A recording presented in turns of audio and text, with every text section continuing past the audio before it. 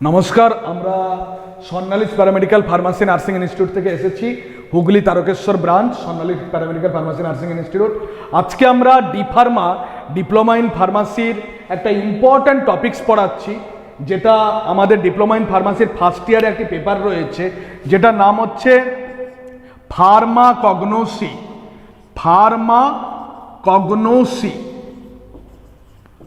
ছোট্ট করে বলে নিব যে ফার্মাকগনোসি কাকে বলে। না, আমরা যখন অনেক ওষুধপত্র যেগুলো কিন্তু গাছগাছড়া থেকে আমরা সংগ্রহ করি বা প্রাণীর শরীর থেকে সংগ্রহ করি, যেমন খুব কমন এক্সাম্পল, ছোটো ছোটো বাচ্চাদের মায়েরা কড লিভার অয়েল মাখিয়ে দেয়, কড লিভার অয়েল খাওয়ায় বা অনেক সময় কড লিভার অয়েল মাখায়। অনেকে আমরা ঠান্ডা লেগে গেলে তুলসী পাতা খাই, অনেকে আমরা মধু তুলসী পাতা খাই, অনেকে আমরা আদা দিয়ে একটু চা খেতে পছন্দ করি।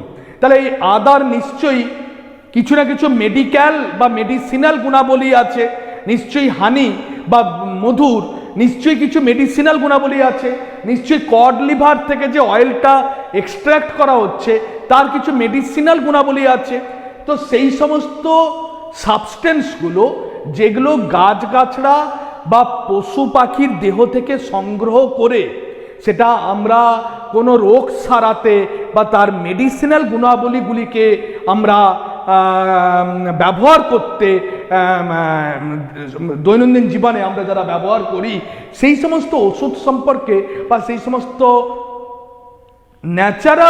ন্যাচারাল কেমিক্যাল সাবস্টেন্সগুলোর সম্পর্কে পড়াশোনাকে ফার্মাকগনোসি বলা হয়। তাহলে ফার্মাকগনোসি এক কথায় সেই ধরনের বিদ্যা বা সেই ধরনের পড়াশোনা যে বিদ্যা দ্বারা আমরা ন্যাচারাল অরিজিন, যেমন গাছগাছড়া, যেমন পশু পাখি, যেমন মিনারেলস, এগুলো থেকে যে সমস্ত ওষুধগুলো আমরা অরিজিন করে বা আমরা এক্সট্র্যাক্ট করে আমরা কিন্তু ওষুধ আকারে ব্যবহার করি, সেই বিদ্যাকে আমরা ফার্মাকগনোসি বলে থাকি। ফার্মাকগনোসিস এই কথাটা বেসিক্যালি দুটো ওয়ার্ড থেকে এসেছে। One is ফার্মাকন,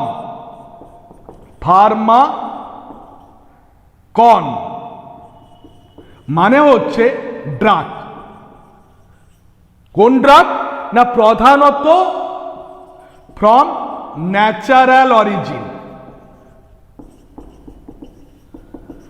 ফার্মাকন। আর একটা হচ্ছে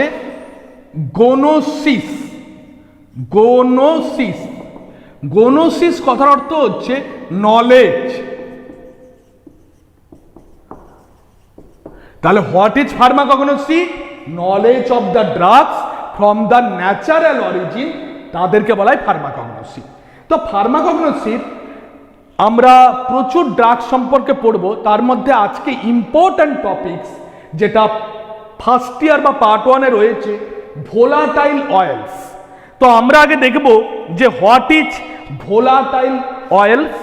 ফার্স্ট পয়েন্ট আমরা দেখব যে ভোলাটাইল অয়েলস কাকে বলে। তো ফার্স্ট হচ্ছে question, what is volatile oils? তোমরা অনেকের বাড়িতে প্রত্যেকের বাড়িতে আশা করি লক্ষ্মী পুজো, সরস্বতী পুজো, অনেকের বাড়িতে আবার কালী পুজো বা কিছু ছোটোখাটো পূজা আচার করা হয়। এবং বেসিক্যালি এই পুজো সময় দেখবে আমাদের হিন্দু শাস্ত্র মতে আমাদের কিন্তু অনেক সময় ঠাকুর দেবতাকে আমরা স্নান করাই, তেল মাখাই, স্নান করাই, এবং এগুলো সব কিছু কিন্তু আমাদের বেসিক্যালি একটা হিন্দু শাস্ত্রের একটা উপাচার। এবং এই যে স্নান করাচ্ছি তার আগে তেল মাখাচ্ছি। দেখবে এক ধরনের সুগন্ধি তেল পাওয়া যায়, যেগুলো ঠাকুরের চুলে, হাতে, গায়ে মাখানো হয়। কারণ আমরা বিলিভ করি, আমরা যেমন তেল মাখি, স্নান করার আগে ঠাকুরকেও আমরা হৃদয় থেকে তেল মাখাতে চাই। অ্যাকচুয়ালি তেল ছাড়া জীবন চলে না। তেলই কিন্তু প্রধান শত্রু, আবার তেল কিন্তু প্রচণ্ড উপকারী, কারণ তেল আমাদের ইম্পর্ট্যান্ট কোলেস্টেরল, ইম্পর্ট্যান্ট লিপিড তৈরি করে। সেই লিপিড কিন্তু আমাদের কোষ তৈরি করতে সাহায্য করে। সেই লিপিড কিন্তু আমাদের যে ফ্যাট সলেবল ভিটামিনগুলো আমরা খাই, ADEK, সেগুলো কিন্তু অ্যাবজর্পশনে সাহায্য করে। তারপরে তেল ছাড়া জীবন চলে না। আবার অতিরিক্ত তেল খেলে bad cholesterol, heart attack, stroke etcetera etcetera তোমরা প্রত্যেকেই জানো। তো কিন্তু ভোলাটাইল অয়েলস কাকে বলে? অয়েল, অয়েল তো আমরা সারাদিনই সরষা তেল, সূর্যমুখী তেল, সয়াবিন তেল, অলিভ অয়েল, প্রচুর আমরা ভোজ্য তেল খাই, তাকে আমরা কি বলি? এডিবল। এডিবল মানে আমরা যেগুলো খাই। বাট এই ভোলাটাইল অয়েলগুলো প্রধানত এরা কিন্তু নন এডিবল। তার মানে যে সমস্ত তেলগুলো আমরা বেসিক্যালি কিন্তু খাওয়ার জন্য ব্যবহার করি না, তাদেরকে আমরা ভোলাটাইল অয়েল বলি। তার মানে ভোলাটাইল অয়েলের ডেফিনেশন কি লিখবে? Oils which are originated from natural source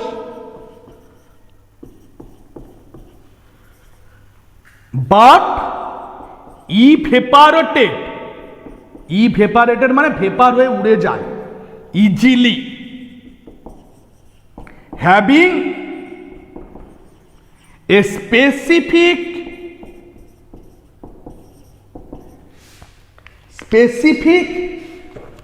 therapeutic action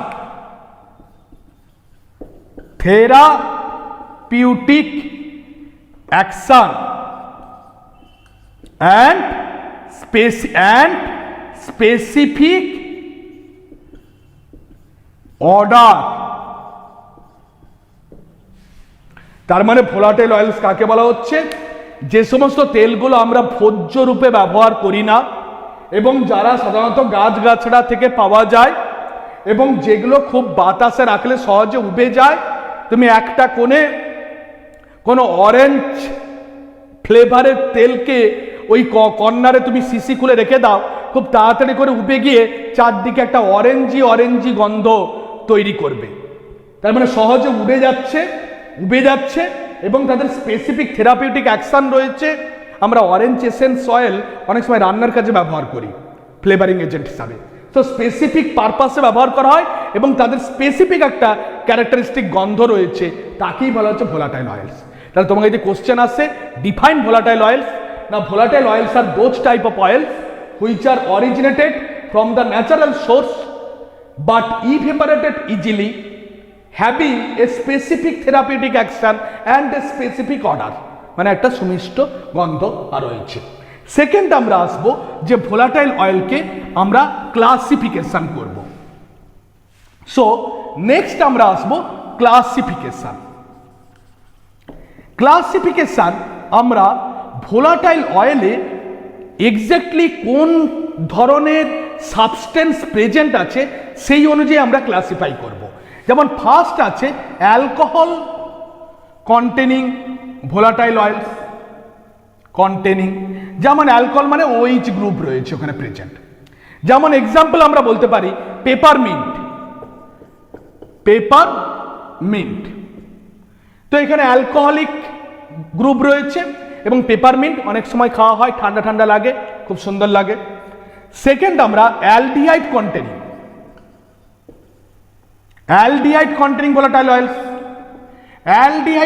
volatile অয়েলসের আমরা বেসিক্যালি যেমন অরেঞ্জ এসেন্সের মধ্যে অথবা লেমন এসেন্স এগুলোর মধ্যে অ্যালডিহাইড মানে CHO গ্রুপ রয়েছে।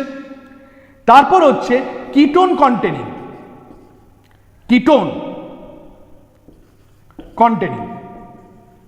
Volatile oils. কিটোন মানে ডবল বন্ড O গ্রুপ রয়েছে এবং C double bond O group রয়েছে। তো কিটোন কন্টেনিং কে যেমন এক্সাম্পল আমরা আসবো ক্যারাওয়ে। তারপর ধরো ফেনল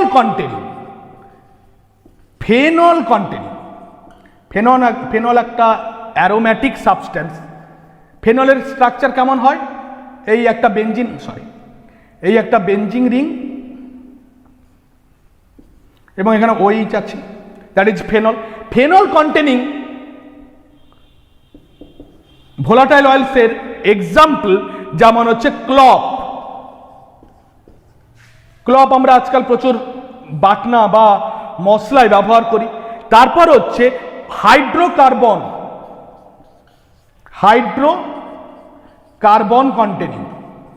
হাইড্রোকার্বন কন্টেনিং স্ট্রাকচার, যেমন turpentine oil,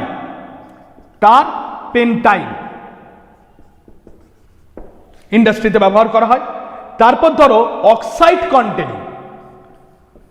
oxide containing volatile oils. Oxide containing এর মধ্যে যেমন আমাদের আসতে পারে, সেটা হচ্ছে ইউক্যালিপটাস অয়েল আমরা পাই,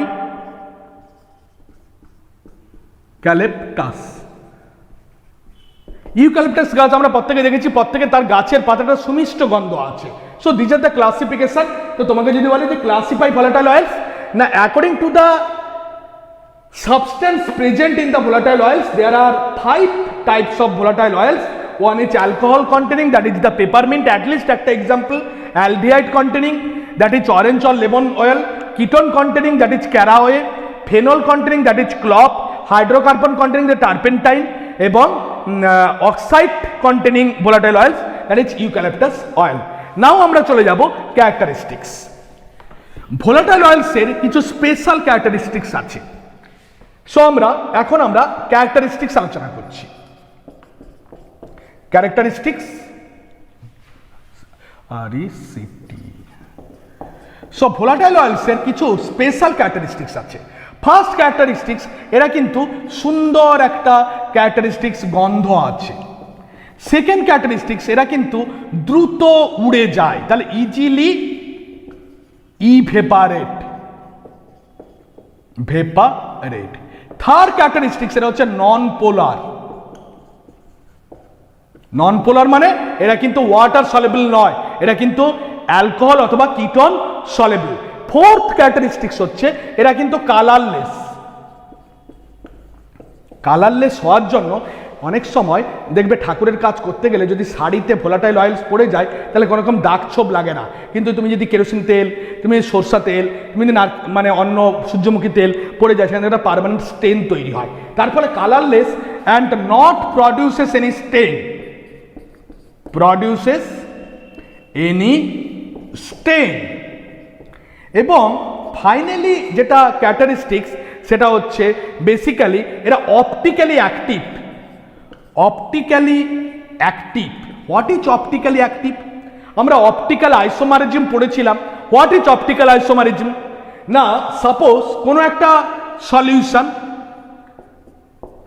সলিউশন, এই সলিউশনের মধ্য দিয়ে আমি যদি লাইটকে পাস করি, লাইট কিন্তু কি হয় না, স্ট্রেট লাইনে যায়। বাট নর্মালি যদি আমরা এখানে আলট্রাভায়োলেট রেকে প্রবেশ করি, ইউভি রেকে পাস করি, তাহলে অনেক সময় লাইটটা স্ট্রেট লাইনের পরিবর্তে আইদার ডান দিকে বেঁকে যায়। ডান দিকে যদি বলে বেঁকে যায় তাকে আমরা বলি ডেক্সট্রো, আর অথবা বাঁ দিকে বেঁকে যায়, বাঁ দিকে আমরা বলি লিভো। যেরকম আমরা গ্লুকোজের ক্ষেত্রে আমরা ডেক্সট্রো গ্লুকোজ আমাদের বডিতে অ্যাক্টিভ, কারণ গ্লুকোজ সলিউশনের মধ্যে দিয়ে তুমি যদি ইউভি রে বা আলট্রাভায়োলেট রেকে পাস করো তাহলে ওটা সোজা পথে না গিয়ে ওই স্ট্রেট অ্যাক্সিসের ডান দিকে বেঁকে যাচ্ছে, that is called dextro glucose. ঠিক সিমিলার ভোলাটাইল অয়েলসের কিন্তু এরকম ক্যারেক্টারিস্টিক দেখা যায়, sometimes they are dextro, sometimes they are levo. So that's why optically active এবং হাই রিফ্র্যাক্টিভ ইন্ডেক্স রয়েছে। রিফ্র্যাক্টিভ ইন্ডেক্স কাকে বলে না, ধরো এই পাত্রে তুমি গ্লিসারিন রেখে দাও, গ্লিসারিন রেখে একটা কাচের দণ্ডকে তুমি সরাসরি রাখো, চুবিয়ে দাও। কাচের দণ্ডকে সরাসরি চুবালে দেখা যাচ্ছে যে উপরে বাতাস মিডিয়ামে কাচের দণ্ডটা সোজা দেখাচ্ছে, বাট এই লিকুইড মিডিয়ামে কাচের দণ্ডটা এরকম বাঁকা দেখাচ্ছে, because of the characteristics of the refraction. মানে আমরা যখন দুটো মিডিয়ামের ডেন্সিটি অনুযায়ী কিন্তু রিফ্র্যাকশনটা কিন্তু হয়, তো এখানে হাই রিফ্র্যাক্টিভ ইন্ডেক্স এদের কিন্তু রয়েছে। So this are the special characteristics of the volatile oil. I repeat, the volatile oil has the sweetest odor, special type of sweetest odor. They can easily evaporate. They are non-polar substance, that means they cannot dissolve in water. They are colorless, not produces any stain upon pouring down onto your cloth. Optically active, I mean optical isomerism is present, high refractive index is there. And finally I will describe volatile oils এর ব্যবহার। কোথায় ব্যবহার করব না, ব্যবহার basically এরা কিন্তু flavouring agent বিভিন্ন ওষুধপত্র তৈরি করতে ফ্লেভার মেশানোর জন্য পেপারমিন্ট মেশানো থাকে, মিন্ট মেশানো থাকে, তারপরে তোমার ঠান্ডা লাগে। ফ্লেভারিং এজেন্ট, এরা কিন্তু রান্নার কাজে কুকিং পারপাস, এরা কিন্তু বেসিক্যালি স্পাইসেস হিসাবে, মশলা হিসাবে, এরা কিন্তু কার্মিনেটিভস কথা অর্থ কি, গ্যাস ফরমেশনটাকে বন্ধ করার জন্য, তো এদের কিন্তু ব্যবহার করা হয়। So this are the basic use of the volatile oils. Now সব থেকে মোস্ট ইম্পর্ট্যান্ট কোশ্চেন সেটা হচ্ছে ভোলাটাইল অয়েলসের সঙ্গে ফিক্সড অয়েল এবং ভোলাটাইল অয়েলকে পার্থক্য করব। ফিক্সড অয়েল মানে যে সমস্ত তেলগুলো আমরা দৈনন্দিন ব্যবহার করি, যেমন সরষা তেল। দেখো সরষা তেল কি এডিবল, ভোজ্য, এরা কি নন এডিবল, ভোজ্য নয়। এরা নন ভোলাটাইল, উবে যায় না, বা নন ইভেপারেটিং। এরা কিন্তু ভোলাটাইল, উবে যায়। নম্বর 3, এরা কিন্তু রাখলে নষ্ট হয়ে যায়, পচে যায়, দীর্ঘদিন তুমি স্টোর করে রাখতে পারবে না, তার মানে self life is very less. আর ফ্যাট, এটা অয়েল মানে তো ফ্যাট, ফ্যাটের সব থেকে ইম্পর্টেন্ট ক্যারেক্টারিস্টিক হচ্ছে র্যান্সিডিটি। হোয়াই র্যান্সিডিটি মানে কি, দেখবে ফ্যাট বা চর্বি পরের দিন রাখলে একটা দুর্গন্ধ ছাড়ে, তাহলে এদের ক্ষেত্রে কিন্তু র্যান্সিডিটি রয়েছে, র্যান্সিডিটি।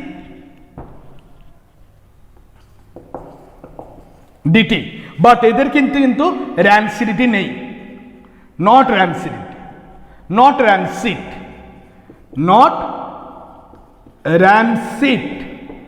ফাইনালি এরা কিন্তু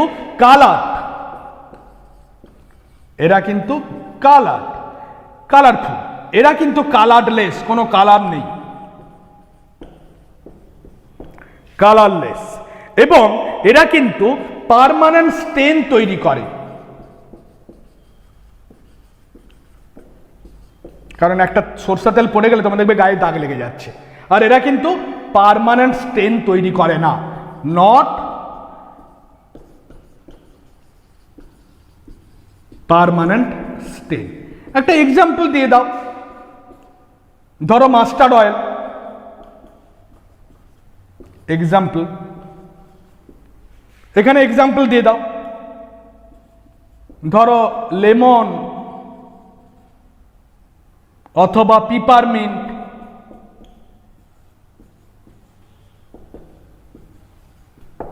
So these are the basic difference from the fixed oil and volatile oil.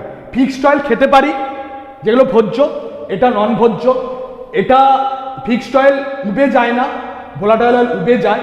Fixed oil পচে গেলে একটা দুর্গন্ধ তৈরি হয়, ভোলাটাইল অয়েল দীর্ঘদিন সংরক্ষণ, সুগন্ধ। এটা কালার রয়েছে, স্পেশাল কালার, এদের কালারলেস। পার্মানেন্ট স্টেন রয়েছে, হয় পড়ে গেলে একটা দাগ লেগে যায়, এদের দাগ লাগে না। এবং এক্সাম্পল আমরা দিলাম মাস্টার অয়েল। আরেকটা করতে পারো, এদের কিন্তু নট সুইট